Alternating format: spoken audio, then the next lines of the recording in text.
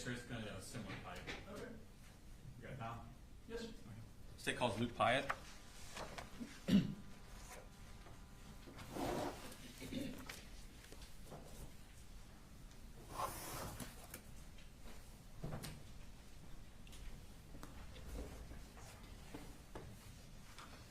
you raise your right hand, please? Swear the testimony you give in the matter now pending before this court will be the truth, the whole truth, nothing but the truth, so help you God. I do. Okay, have a seat, please.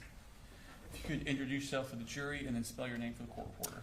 My name is Luke Piatt, spelled Lukepyott. Okay, and where do you work, sir? I work for the Piedmont Judicial Circuit District Attorney's Office. And what do you do for it? I'm a sworn investigator. Okay, and what did you do before you came to the district attorney's office? I work for the Winder Police Department. Okay, and are you what's referred to as post-certified? Yes. And how long have you been in law enforcement? I started with Winder PD in 2019. I was certified in June of that year. Okay, and what are your duties with the district attorney's office?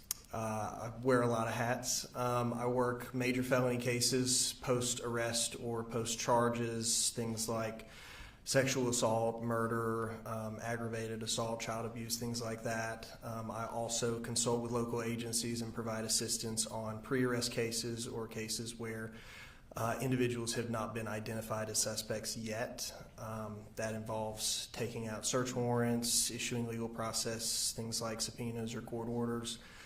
Sometimes going out and conducting interviews. I also focus very heavily on digital forensic examination and analysis. Okay, and have you had specific additional trainings based on this? Yes. And what were those? So most of my specialized training has been in the field of crime scene investigation and forensic science, but I have also attended training at the National Computer Forensics Institute in Hoover, Alabama, on a wide variety of topics from mobile device examination to advanced mobile device examination, Linux, basic network investigations, and digital evidence investigations.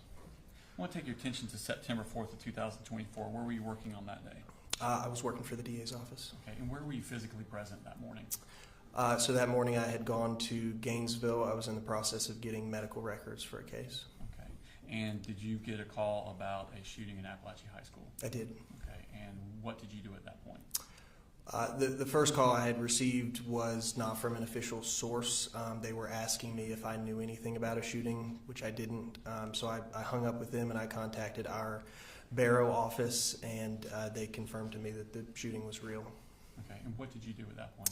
So I went and got my gear, my vest, all that, and I went straight to Barrow County.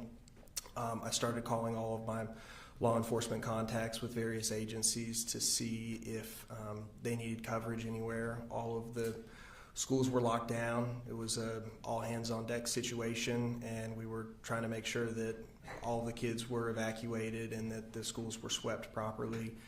And I was trying to make sure that they had enough hands at each school. Those that had time to pick up the phone told me that they had full coverage, so I went straight to our Barrow office to start on the investigation. Okay, is that here located in this building? Yes. Okay, what did you do? How did you help? So our very first priority was to identify and preserve evidence, in this case, digital evidence. When law enforcement responds to a scene, the first priority is to get rid of the threat, stop the danger, and then render aid to anyone who needs it. The third step is to secure evidence, to preserve it for processing and gathering. And so we were kind of already past those first two steps when I got involved and when I got here. So my priority was to find what evidence was out there, and in this case my crime scene was the internet, so we were looking for a lot of different things that could be out there related to this suspect, their associates, any accomplices, any family members, and so we were trying to identify anything that might be linked to them in particular before their name was released and there might be phony or dummy accounts created. Okay. So what's the first step in preserving that kind of evidence? So first we have to identify what that evidence might be. In this case, I was looking for things like phone numbers tied to the individuals related to the investigation, email addresses, usernames. We typically gather that information through both public records and law enforcement restricted databases. And from that, we are able to cast a wider net. We use a process called OSINT, or Open Source Intelligence, which allows us to take something like an identifier, a phone number, or an email address, and to query hundreds of different places all across the internet to see if there's associated info. So for example, if I had a suspect's phone number, I might be able to find that they also had a Snapchat account. And that Snapchat account linked to that phone number might contain valuable evidence, so we would want to know about that quickly. Okay. So if you do find out that the phone number is related to a certain Snapchat, Instagram, Amazon, things of that nature, these companies, what do you do at that point? So the very first step is preserving that evidence. Some digital evidence can last minutes, days, weeks, sometimes more than a year. Our priority is to make sure that what's there at the moment is not lost, and so we send out preservation requests to the various companies that may host this information. And did you do that? Yes. Okay, and when did you do that? It was on the day of the shooting. Okay, and what companies did you send out preservation requests to? I believe on the date of the incident, it was various cellular and phone carriers. There was AT&T, Verizon, T-Mobile, Comcast, Windstream, Intelliquent. We also sent off a few for social media. I believe it was Facebook and TikTok. Okay. And what else did you do on that day? So I was kind of acting as a liaison with various different agencies. In particular, I was communicating heavily with the Department of Family and Children's Services to try to get the records for the suspect's family as quickly as possible. And did you do that? Yes. Okay. I want to take your attention to the next day, September 5th, and actually September 6th also. What did you do on those days? So we were still looking for what evidence we needed to preserve. I found additional phone numbers that we also sent off preservation requests for. I also sent off preservation requests for Apple and Google accounts associated with the suspect. Okay. Did you also subpoena records from Advantage Behavioral Health System? Yes. Call logs? Yes. Okay. And did you receive those? Yes. Okay. Show us Mark State Exhibit number 161.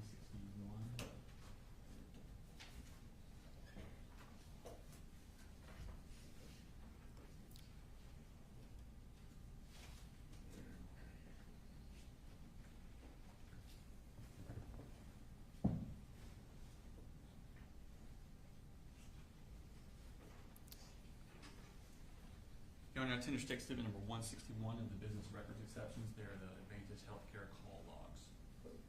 Any objection? No objection other than whether it goes to the jury, which we'll take up later. All right, 161 submitted. Thank you. On September 11th, what did you do? I sent off another preservation request specifically for Amazon records. And for what account in Amazon? It was the Amazon account that we knew was being utilized by Colin Gray based on some data that we found in a mobile device extraction. Okay. And then what did you do on September 12th? So on that day, I did a few things. I issued a subpoena to the Department of Natural Resources trying to get some records for a shooting range that we'd received information was used by the suspect and his family. That was the Clybell shooting range. I also issued a subpoena to Mike's Gun Room because they were the gun dealer that we had information had sold the gun involved in this incident. And I also procured a search warrant for some school records for the Colt Gray from West Jackson Middle School. Okay. The business record, the Mike's Gun Room, did you receive those back, those records? Yes.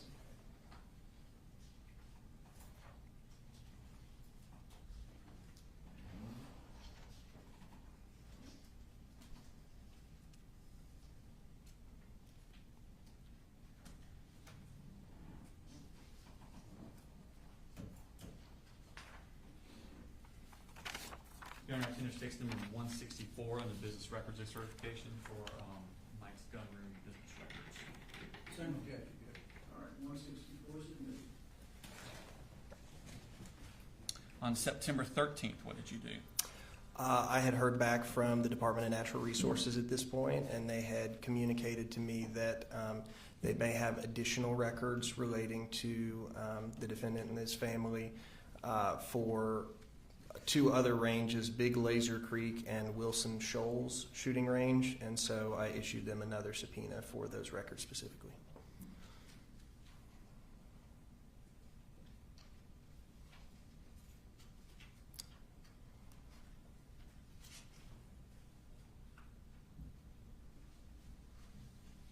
Same objection, Judge. Your Honor, I tender to exhibit number 165 on the business records exception for the records from Wilson Shoals gun range. All right, 165 is admitted. On September 16th, what did you do? I sent a subpoena to Amazon for the records I'd previously preserved. Okay. And then on September 18th, what did you do? I took quite a few search warrants out for various identifiers we had previously preserved. Those were T-Mobile, Verizon, Apple, TextNow, and to TikTok. Okay. And on September 19th, what happened? I received the Amazon records back.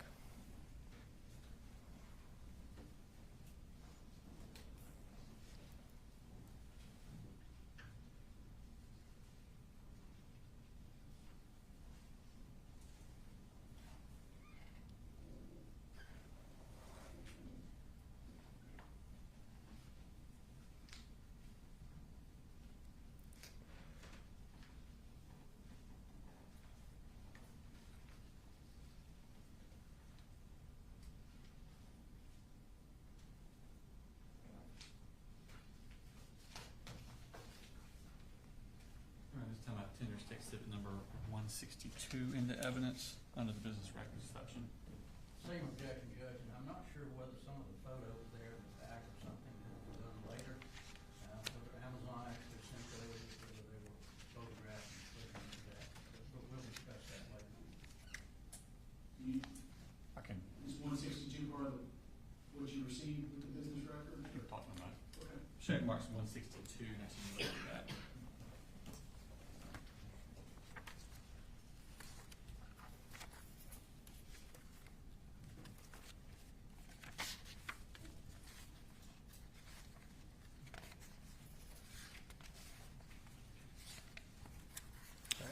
And I think there were specific, are those the Amazon records you got back from Amazon? Partially, the images in the back were not included with the Amazon disclosure, Okay. just the spreadsheet portion. Just the spreadsheet portion was? Yes. Okay.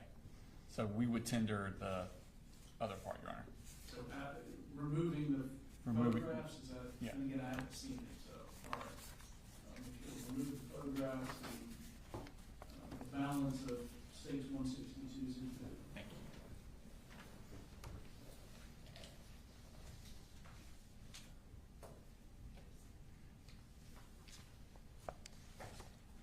All right, moving on in the next few days, did you receive any records from T-Mobile?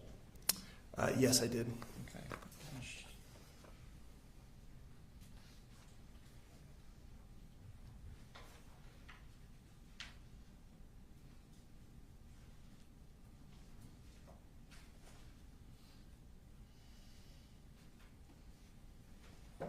Tender to exhibit number 168. And, Same objection, Judge. Your Honor, this is, what I have here is a description of the records. The actual records are digital. And they're on the hard, Digital, they're on the hard drive. okay. So 168 specifically is what? It's the T-Mobile records, Your Honor. All right. 168 is admitted. On October 18th, did you do a search warrant for Georgia Cyber Academy school records? Yes, I did. Okay. And what is Georgia Cyber Academy? It is an online homeschool option. Essentially, it allows students in Georgia to attend school over the internet. And what were you asking for? Any enrollment, attendance, any information whatsoever about Colt Gray. And did you receive a response from them? Yes, And what was that response? they had no records whatsoever. Your Honor, tender states number 166, which is what we were just referring to in the evidence. Same objection. All right, 166 is admitted. Okay. On October 26th, did you receive some Verizon account records? Yes, I did. And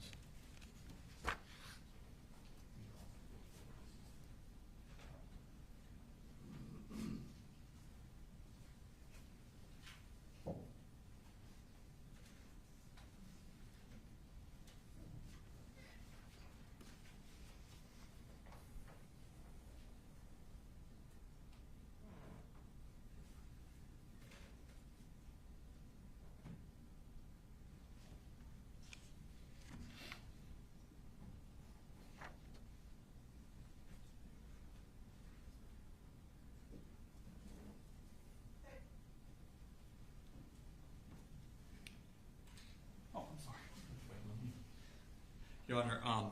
167 under the business records is the Verizon case. That is also digital and is on the hard drive that we have the other digital stuff on. All right, 167 submitted. Are you familiar with the app Discord? Yes. Okay, and what is that? It's a third-party communication service. It allows messaging between two users. It allows video streaming, video chatting, voice calling. It is different from a lot of other messaging services in that it is designed for groups to be able to interact in what they call servers. So multiple individuals can drop in or out of a voice channel, a video channel, or a text channel anytime they like. Okay. And did you ask for records from Discord related to this case? I did. Okay. This is also digital, Your Honor. It's going to be States 163, tendered under the business records exception. Any objection to 163?